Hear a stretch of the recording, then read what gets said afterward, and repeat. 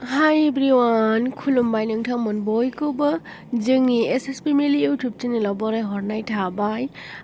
दिनैहाय बे भिडिअ'आ एसे माबानिमोन, आं मोनसे जायगायाव थांनो ओंखारनायमोन, आं बे भिडिअ'खौ होनो हायाखिसै।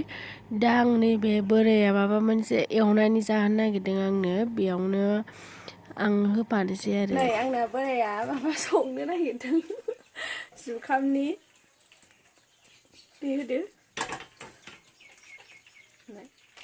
बे जुखाम पेकेट आरो ना 10 थाखा लादों माबागोन मा होनो कुकाराव होनानै बेरफ्राव होजोबगोन आरो 3 मिनिटजोंनो बेरगोन होबाय। थाव दंखायोब्रा बेयावनो थाव दंखायो माथो, थाव गोथां बायदिसो माथो।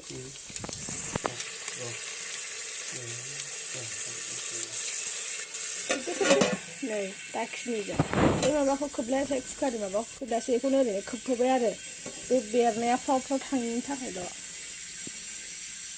माइक जायो नायनोसै, थुब थुब थाब थाब थुब थुब थाब थाब होनोंबा बेरहांगासिनो दङ।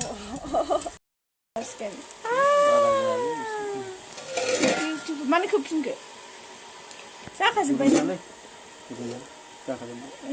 बोखारथारदो। नै बे बेरजोब्बाय जुखामा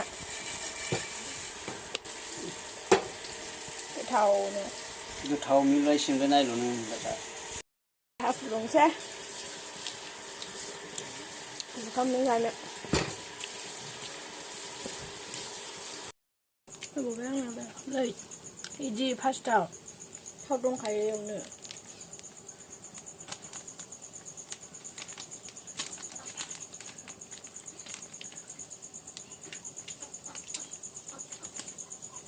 थावासो मिलौखायो।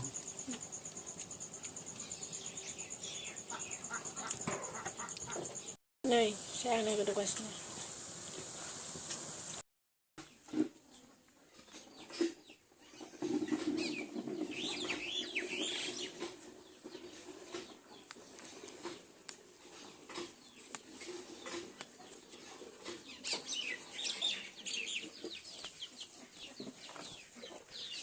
मिथिबावदों